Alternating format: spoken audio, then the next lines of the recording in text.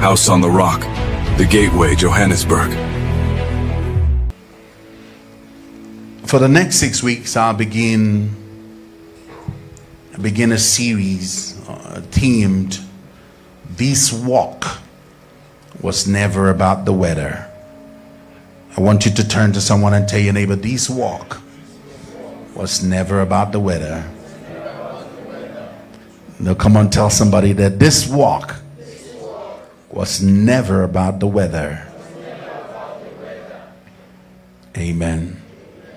And the series is to prepare us intellectually and prepare us spiritually and to prepare us emotionally. The next 6 weeks I'll be dealing with some things that will shift our paradigm. You see, before there was a wind in your life, before you experienced that wave that you experienced, there was a designed word for that experience. God had crafted a word for that lack. He crafted a word for that pain. He crafted a specific word for that situation. And you must understand that the word did not promise you ease. Is someone hearing what I'm saying? The word did not promise you ease, but certainly the word of God, what it demands from you is endurance. Somebody say endurance. Come on, talk to me. Somebody say endurance. And we often imagine that obedience guarantees clarity, because if God talks to me and he asks me to come and I obey him, he asks me to go and I go, and I will be under the assumption because he has instructed me and I have obeyed, then there ought to be clarity in my obedience. But obedience does not guarantee clarity. And following Jesus does not mean that you're going to have a smoother path. Following Jesus does not mean that you're going to have a gentler sky. Following Jesus does not mean that you're going to have a predictable path. Is someone with me? It's going to be a little heavy today, but I believe that after some week you'll pick it up. Because if the call to obedience was about predictability, then I'm going to have a smooth ride. I'm going to have it easy. But the call to obedience is not a call to comfort, it is a call to contradiction. Following Jesus was never to pacify your soul, but following Jesus sometimes means piercing your soul. Following Jesus means sometimes dividing your intentions, your desires, and his will. And what if God's voice does not always confirm your peace? Because we have been taught that if you must have, or we've been taught that if you have peace, then it means that God's on it. But what if the voice of God does not confirm your peace, but rather it confronts your pattern? What if? I want you to look at your neighbor and ask your neighbor, what if? What if the voice of God beckons you beyond the familiar and beckons you into the furnace where true faith is forged? So the series is not for those who merely will want to be delivered from the storm. It is for those who are called to walk through the storm. It is for those who who are called to carry on the Spirit, the scrolls, to walk with their shoes full with water. It is for those who will discover that walking with God does not always silence the wind. Because we are of the speculation that if I walk with God, then my winds will be calm. But sometimes the call of God will pull you into the wind. Oh, someone is not with me. Because real faith is not demonstrated in what we escape. Real faith is demonstrated in what we endure. Look at your neighbor and ask your neighbor, do you endure it? You see, to walk by faith is to allow divine instructions to override biological reflexes. Biological reflexes, by that I mean your sight. Is to override your sight, is to override your hearing, your ears, your feeling. That is what faith is. And it is to keep walking when your body says freeze, is to keep believing when your mind says drown. Now, this is the neurotheology of obedience. It is not emotional hype, but it is spiritual resistance at a cognitive level. This is not about bypassing the storm, because if I am walking with God, my mind feels like if God is with me, then I can bypass the storm. But this is not about bypassing the storm, but it is about reconditioning that takes place when you go through the storm. Look at someone and tell your neighbor, think differently. Or tell somebody else, move differently. Tell another person, yes, you trust differently. And you must understand that we walk carrying scrolls, we walk carrying assignments, we walk carrying words, we walk carrying blueprints and burdens. But many of us never deliver what we are carrying because the weather has convinced us to abandon the walk. But I want you to look at your neighbor and tell your neighbor, keep on walking. Oh, come on, tell somebody, keep on walking, keep on walking.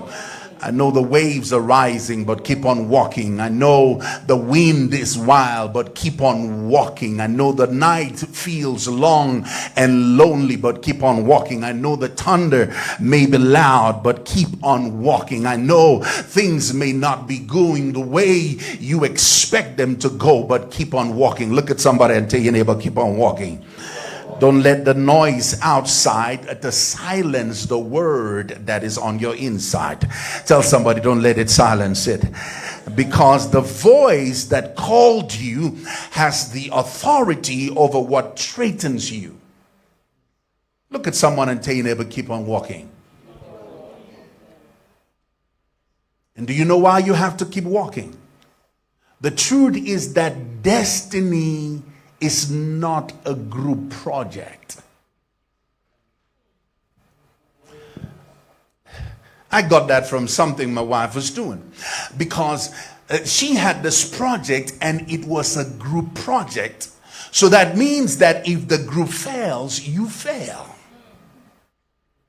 But destiny is not a group project. Look at someone and tell your neighbor, destiny is not a group project. Your destiny is idiosyncratic to you. Your destiny is unique to you. Your destiny is individualistic, even though we walk in the communion of faith. But what God has called you to do is unique to you. Look at someone and tell your neighbor, excuse me. Because sometimes you have to excuse your family for you to fulfill destiny. And before we go further, I'd love to speak to you prophetically to say that this walk was never about the weather. Tell someone, this walk was never about the weather. The conditions are not your confirmation. The storm is not your signal to stop. The turbulence is not your testimony stone. The moment you said yes to God, you did not sign up for still waters. Oh, that went over somebody's head. The day you signed up to walk with God, you did not sign up for still waters. You signed up to walk where your feet will be weighed, and the weight feet is a part of the curriculum. The mental warfare is part of the classroom. Look at someone and tell you it's part of the classroom. It's part. Oh, tell someone it's part of the classroom. It's part of the curriculum. It's part of what you need to go through. It's part of what God needs to train you with. And so we engage a series by reminding you that God never promised you good weather. He never promised you a better weather. He promised you His presence in the midst of pressure. I've preached my 6-week series already. Look at someone and tell your neighbor, keep walking. Let's look at our text. Matthew 15 from verse 22 to 27. Matthew 15, 22 to 27. And straightway Jesus constrained his disciples to get into a ship. And this message was inspired by the preaching of our metropolitan. I listened to his message and it just took me in a complete different direction. And I shared with him last night what I was about to share with the church. And it blessed me so much that I have to share with you.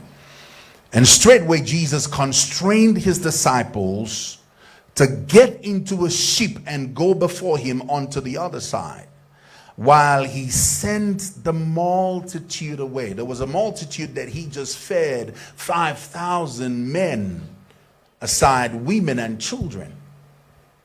And when he had sent the multitude away, he went up into a mountain apart to pray. And when the evening was come, he was there alone. But the ship was now in the midst of the sea, tossed with waves, for the wind was contrary. And in the fourth watch of the night, Jesus went unto them walking on the water.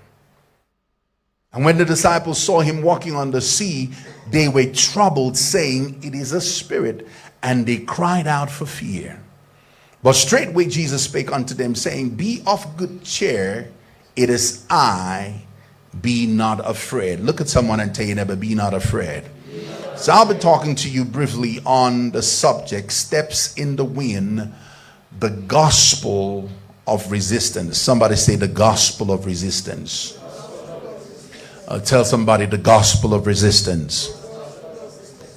I begin with a rhetorical question that I hope that I can answer as we navigate our conversation today.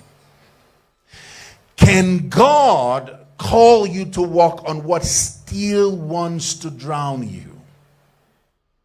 Can God call you to walk on what still wants to drown you? Because before Peter ever walked on water, he watched the storms, and what he watched was not serenity, it was not calm, it was not peace. It was contradiction that was made visible. There were waves rising like the liquid walls of resistance. There were winds howling like unseen voices, arguing with his destiny, and then a figure that was unbothered, unshaken, was walking on the water. Yes, coming towards their direction. You see, the story is recorded in our text, or the text that we just read, a moment that is being talked between a miraculous feeding and the breaking of the dawn. Jesus just fed 5,000 men and women, aside children. And then urgently, the Bible tells us, he constrained his disciples to get into a ship over to the other side. He constrained his disciples. He urged his disciples. And another translation says he compelled his disciples to get on the boat to go to the other side. Now, the Greek word used here is the word anakazo. Somebody say anakazo, which implies force. Anakazo, it implies urgency. It implies necessity. That means it was Jesus who made them to go to the other side. It was not their intention. It was not their intent or desire to go to the other side. It was the Master himself who gave them the instruction to go to the other side. And this instruction was not a suggestion. You must note down, it was not a suggestion. This instruction was a command. And when this term is used, it is often used to press someone to act, to urge someone to do something, whether it be internal necessity, be it divine persuasion, or external pressure. Anakazo. Somebody say anakazo. A strong parallel is used of anakazo in Luke 14 and verse 23. And the Lord said unto the servant, or the Lord said unto the servant, go out into the highways and the hedges and compel, anakazo, compel them to come in, that my house may be filled. Now, the word compel here, anakazo, does not merely mean to invite, to come, just invite. No, it does not mean to invite. But it means to strongly urge, even to the point of divine insistence. It is the urgency of grace demanding an urgent response.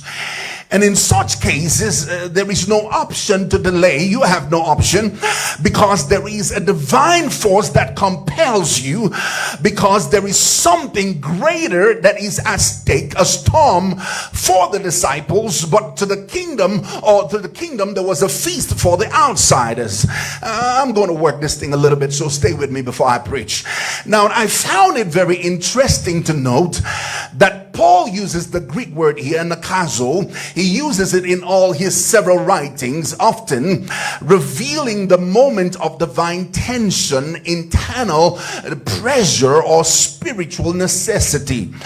And we find it in Galatians 2, where Paul emphasizes that Titus was to force, or was not forced to conform to the Jewish customs, but he was being asked, yes, that he has no right to be legalized, or he has not to be forced to go to circumcision. In verse 3, let me read it so you get it. In verse 3 says, but neither Titus, who was with me, being a Greek, was compelled, that's anakazo, to be circumcised. So anakazo here reveals Paul stands against external religious pressure, showing that not all compulsion is divine. Stay with me. Now, the lesson here is that just because others are forcing something does not mean it is God. Yes, circumcision was legally right, but circumcision was not a demand for the new creature. Are you with me? It was not all compulsion for you to be circumcised, but it was necessary according to the law, anakazo. So not all compulsion, you need to note, is righteous. Not every pressure comes from heaven. There is a difference between the divine urgency and religious bullying. And so you have to know the difference when God pushes you. You have to know the difference when your guilt pushes you. You have to know the difference when the Spirit pushes you. You have to know the difference when the system pushes you. I'll look at your neighbor and ask your neighbor, who's pushing you? Ask somebody else, what's pushing you? What's pushing you? Because when God pushes you, it becomes a necessity that you lay upon yourself, not by human manipulation, but by divine insistence and compulsive revelation. Paul says, for necessity and nakazo is laid upon me, yea, war unto me, if I preach not the gospel of Christ. See, sometimes the force behind your faith is not your passion. Yes, the force that pushes you is not your passion, but it is the divine pressure that pushes you. Sometimes what moves you to go forward is not zeal, because you have no zeal in your bones. You have no desire for it. You have no heart for it, but somehow the weight of divine necessity comes upon you and you cannot quit even when you want to quit. I'm talking to somebody in here, but stay with me. It is not fueled by excitement, because you can get excited for something, and because you're excited for it, you do it. It is not fueled by just your desire, because you can desire for something, and because of your desire you get up and do it. But when it is divine interference, it is fueled by divine insistence. Look at your neighbor and tell your neighbor, I didn't just do this thing. It's the Spirit that pushes me. You don't want to go, but you being compelled. You don't want to do it, but you being compelled. You don't want to give, but you're compelled. Like Jesus was compelled into the wilderness. You're not walking by your will, because if it is your will, you don't want to do it. But because it is the will of God, you cannot help yourself. You find yourself being carried by the call that's upon your life. Because when heaven lays a burden on your chest, no matter how much you want to sleep, you cannot sleep. I'm going to preach, just hold it a little bit, but look at your neighbor and tell your neighbor, I didn't do this. Oh, I didn't do this. Sometimes I don't want to preach. I just want to be somewhere at the beach having a good time. I was so worried yesterday with some stuff, not worried in the sense of worry, but I worked on so many things through the week. Thank God for my wife. She said, darling, you need a massage. And then took me and herself for a 2-hour massage. And so then I felt the massage in my body. I didn't feel like preaching today. I didn't feel like staying all night to study. But because there's a divine interference in my spirit. Look at your neighbor and tell your neighbor, I didn't do this. Until you birth what God has put inside of you. Until you write that book that God has put inside of you. Until you go to the places that God has placed in your heart. Until you sing the song that God has put inside of you. Oh, can I take it to the next level? The storm was not a miscalculation. The storm was an orchestration. Look at somebody and tell your neighbor, it's orchestrated. God orchestrated it. I didn't want to go over. I had my little life. Just have me my 2 dogs. Give me my good car. And have me some good wine when I feel like. But then God compels you. It's orchestrated. Look at someone and tell you, it's orchestrated. Can I say it another way? What looks like chaos was not chaos. It was choreographed. What looks like chaos is not chaos, but choreographed. The storm did not slip through God's fingers. Yes, the storm flowed from God's hand. Oh, you're not hearing what I'm saying. thing. It's not a mistake. The wind in your life was not a wild wind. The wind in your life was wired. Look at someone and tell your neighbor, it was wired. It's wired. Yes, you think it's just a wind, but it's been wired.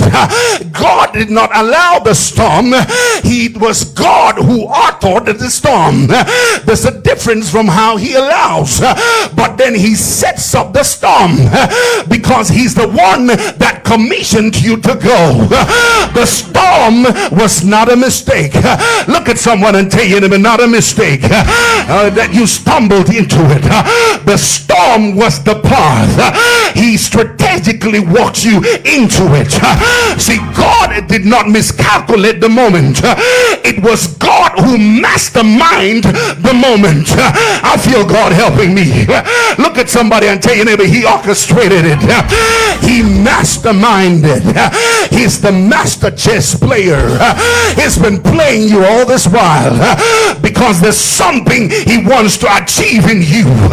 And so this walk into the wind is not rebellion, but the walk into the wind was instruction. Look at somebody and tell you it was instruction. The midnight battle is not punishment. The midnight battle was for your preparation. He's building your muscles. He's cooking you up. He's building you up. And so you wake up at night and you had to pray, but God was walking on you so he can prepare you for something greater. Or give your neighbor a high five and tell your neighbor, he's preparing me. If I don't preach anymore, I'm good. I feel God in here. Tell somebody he's preparing me. I had to cry at night, but he's preparing me. I walked in some stuff that didn't work, but it's preparing me. He walked out of my life, but he was preparing you.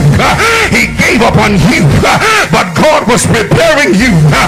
Give your neighbor a high five and tell your neighbor he's preparing me. He's preparing you. I feel God in here. Because when God constrains you, he constrains them to go forward. He did not misread the weather because he is the master meteorologist.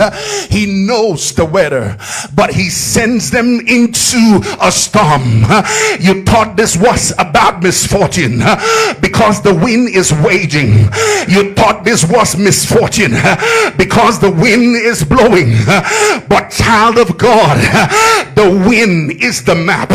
Look at someone and tell your neighbor, the wind is the map. You didn't need no other map, but the wind is the map. Oh, slap your neighbor and tell your neighbor, the wind is the map. You thought the waves were a warning, but child of God, the wave is the womb. You thought the wave was the warning, but God was impregnating you so he can use the wind to prove your calling. This was not a storm to escape because you wanted to escape. You wish you could escape. You wish you could throw in the towel. You wish you could fix it. It was a syllabus to engage because when his word sends you, the wave cannot dismiss you. Look at somebody and tell your neighbor, the wave cannot dismiss you. He'll try to dismiss you, but he cannot dismiss you because God has sent you. As the God has sent you through the pain, he sent you through the confusion, he sent you through the heartbreak, he sent you, but he is working on you while you're going through the storm. I feel the Holy Ghost in here. Tell your neighbor he's working on you. He's walking on you. Peter finds himself, like many of us, in a divine sandwich. A storm is behind him. A call is before him. A boat beneath him feels too small. Am I talking to anybody in here? Now look at the unfolding. The storm comes after the miracle of feeding 5,000 people. This was no ordinary miracle. In every gathering, you always have more women and more children. But all that was accounted for was what was used in feeding men. So it was no ordinary miracle. But just after the miracle came the storm. Because sometimes your revelation precedes your resistance. Sometimes God does not test you before the breakthrough. He will test you after the breakthrough. And the test is to see if you will remember your sauce. I'll turn to someone and tell you to remember your sauce. The source is not your paycheck. Remember your source. The source is not your job. Remember your source. Turn to someone and tell you to remember your source. Because Jesus does not stop the wind. He sends them into the wind and he walks in it. And he did not command silence. He shows dominion. Because some storms are not meant to be calm. Oh, you didn't hear what I'm saying. Some storms are not meant to be calm. Some storms are meant for you to conquer. Look at someone and tell your neighbor, you got to conquer this. Not every storm is the enemy. Not every storm is the enemy. Some storms are elevations in disguise. Tell someone, get up higher. Sometimes you don't need still waters to prove your call. You need steady feet in sinking vessels. Jesus is not walking to impress them. He is walking to instruct them. He is walking to teach Peter that the surface of struggle can become the platform of your power. The surface of your struggle can become the place where God will train you to step on. And based on that, it is not the weather, it is based on his word. Look at someone and tell you, it's the word. It is where the shift happens. Peter is not afraid of drowning. Peter is afraid of letting go control. He's afraid of walking without knowing. And there is an illusion of control and the fear of surrender. He's scared of letting go of one thing that we all cling to, and that is control. Somebody say control. We preach about faith as if faith is the absence of fear. No. Faith is not the absence of fear. Faith is submitting your fear to God. Is someone hearing me? Faith is walking without waters or walking without answers. Faith is moving when the path is not mapped out. When there is no map. Is someone with me? Faith is stepping when you don't know where your feet will land. At least if I can know where my feet will land, I'll be fine. But faith says, I don't know where I'm going to land, but I'll keep moving. And the truth is that it terrifies the part of us that wants to predict. It terrifies the part of us that wants to calculate. It terrifies the part of us that wants to stay in control. But look at someone and tell you, you're not in control of this. You're not in control. Look at someone and tell you, you're not in control of this. You're not. Peter was a fisherman.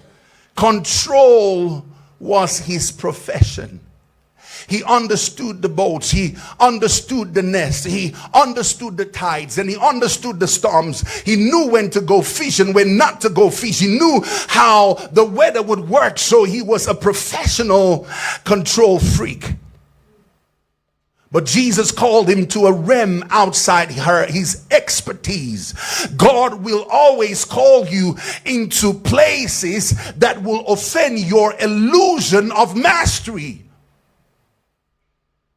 Because control is our counterfeit comfort.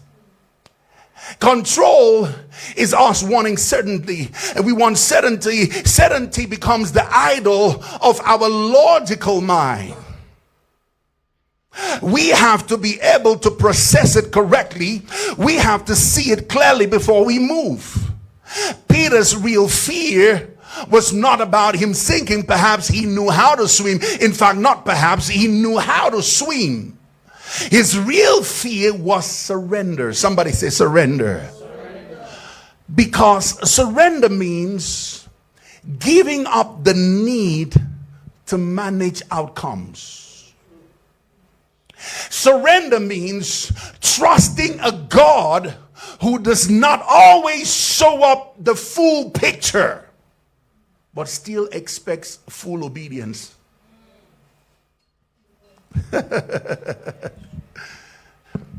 He doesn't give you the entirety of the picture. He doesn't give you the entirety of the map. He just wants you to obey every word that he says. Peter was afraid of letting go.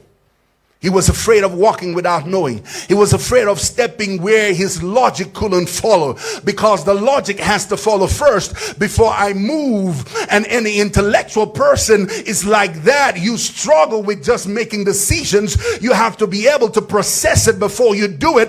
You have to make sense of it before you do it. And so you will battle with faith, because logic will always say don't move, but faith will say you've got to move. He was afraid of trusting when the details were missing. Because the truth is that we really don't fear the storm. We fear the surrender.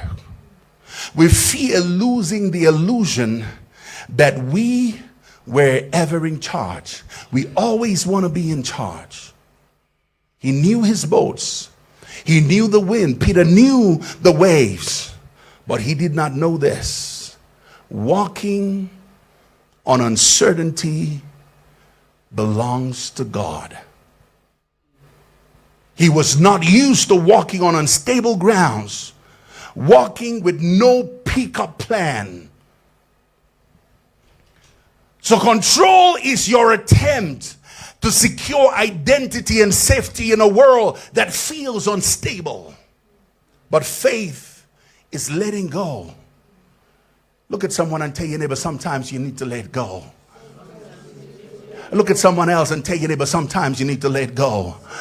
You're not letting go of chaos, but you're leaving and letting everything transcend your understanding into God's hand. Look at someone and tell your neighbor, this ain't about drowning. Tell them it's about your dying control.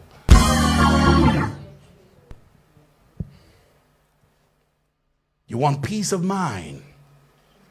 But the truth is that God cannot give you peace of mind with your controlling self. Talk to somebody and tell them, I'm sorry, I'm not insulting you, but you're a control freak. You always want to be in charge. Tell someone, I know you. You're a control freak.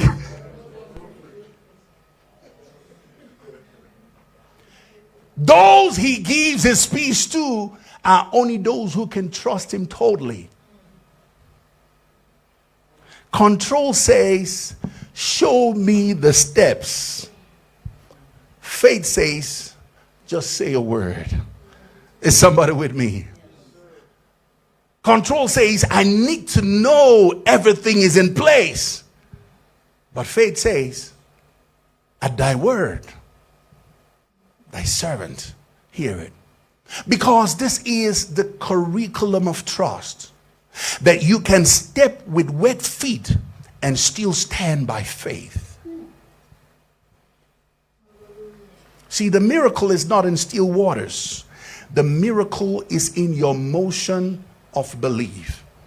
Is someone looking with me? Look at someone and tell you to make that move. No, come on, tell somebody, make that move. Or tell your neighbor, make that move. I know it doesn't make sense, but make that move. I know you use the shallow waters, but make that move. I know the destiny might seem not working out, but make that move. I know you've mastered your safety, but make that move. I know you want some guarantees, but make that move. Look at somebody and tell your neighbor, make that move.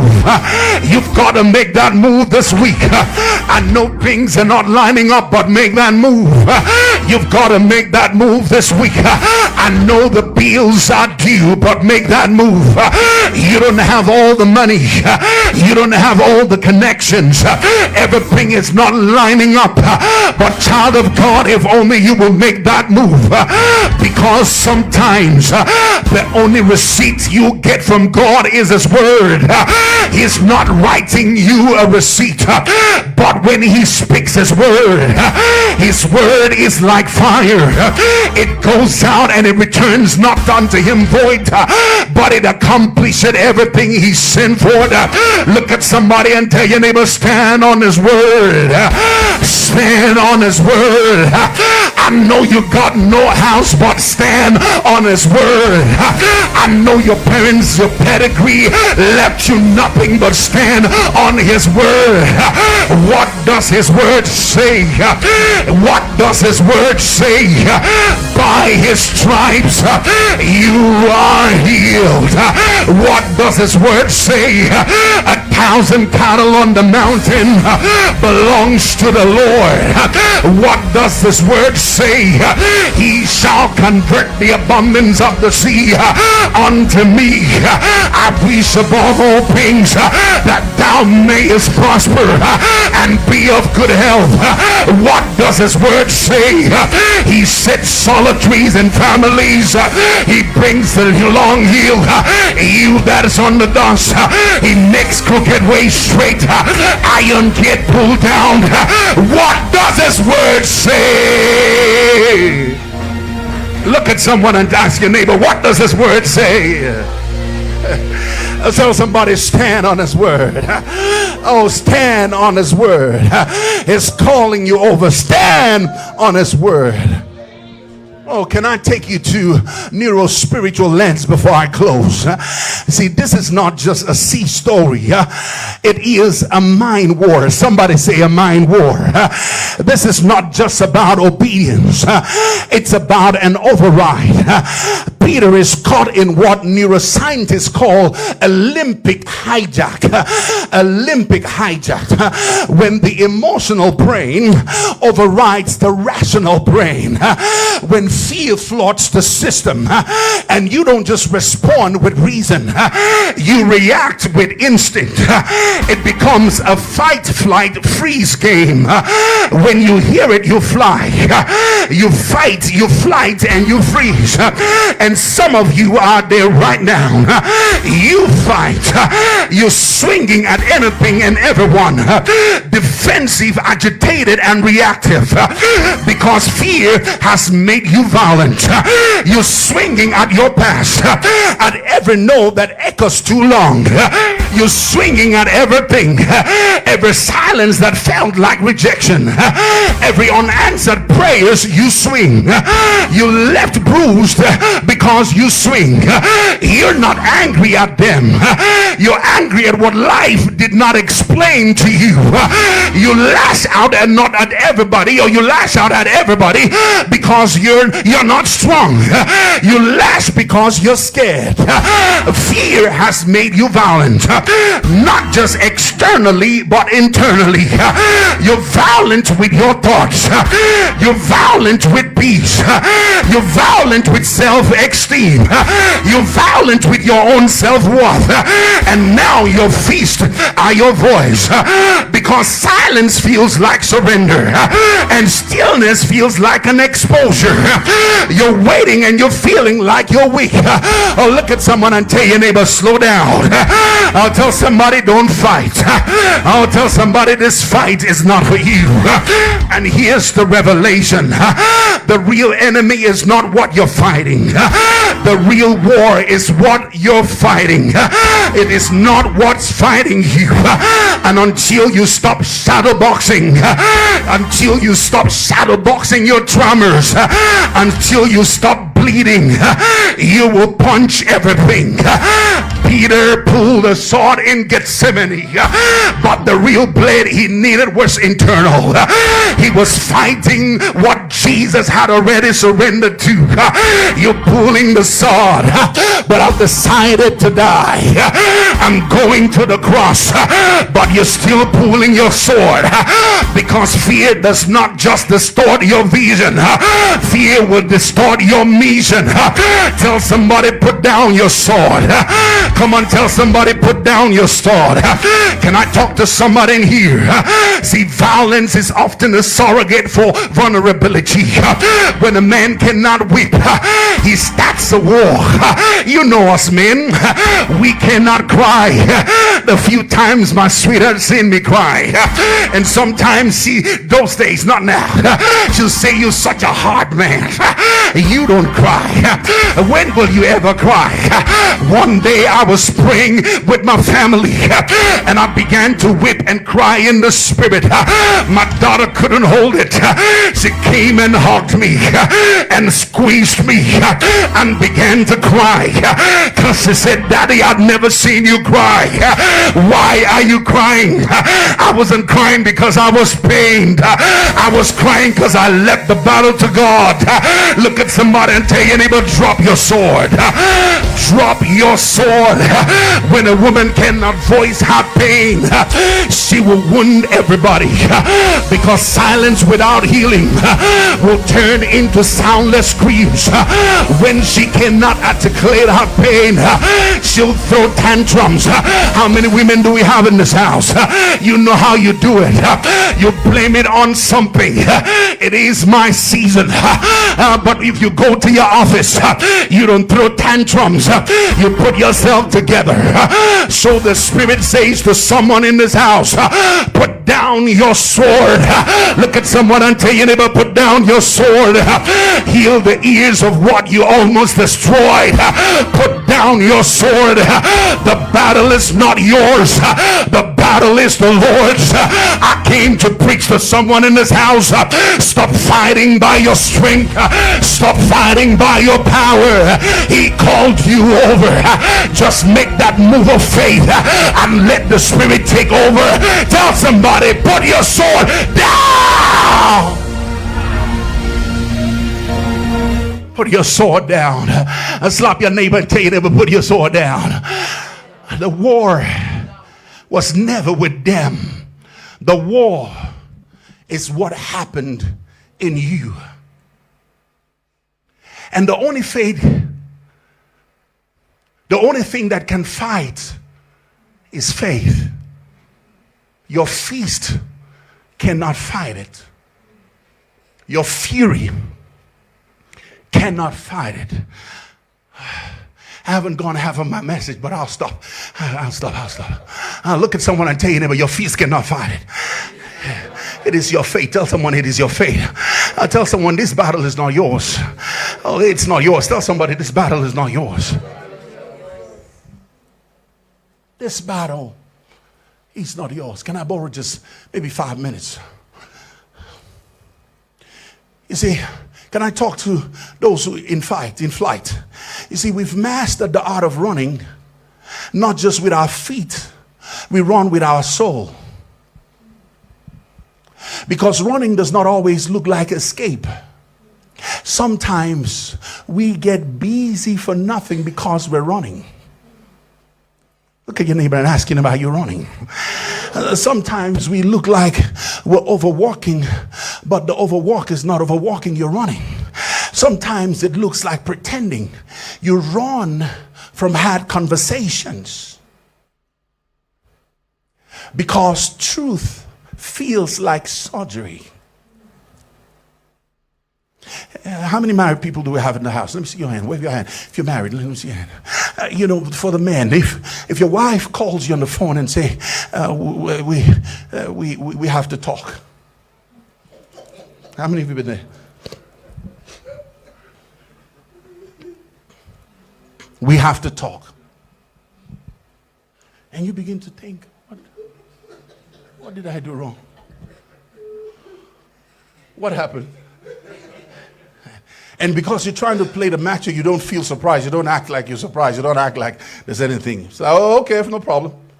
We'll talk when we see you. But your mind is asking you what's going on. The conversation, and some of us are scared of the conversation because it's surgery.